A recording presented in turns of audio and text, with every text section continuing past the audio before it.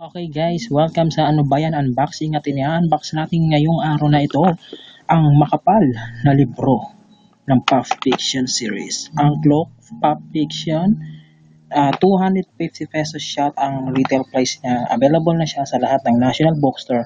At next time, i-unbox naman natin ang librong Realize. Hindi pala siya adult Puff Fiction katulad ng aking nasabi, nagkamali ako ngayon. Try to unbox na. Yan. Wasakin na. So, yan.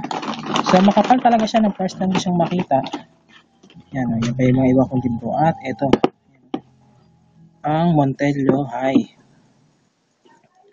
Yan, ang Montello High School of Gangsters by Sheila Steyrim.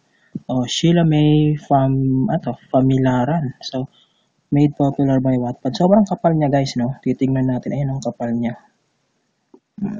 So, ang retail price niya ay 250 pesos, no?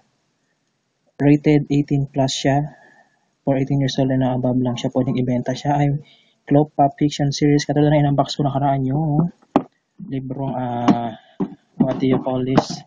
Yan. Special section, back to back with Montello High na napakapal. School of Gangsters. Babasahin ko ito mamaya. Pero yan muna ang ating 2 series, ang new 2 series ng Cloak Puff Fiction guys. That's Ano Ba Yan Unboxing.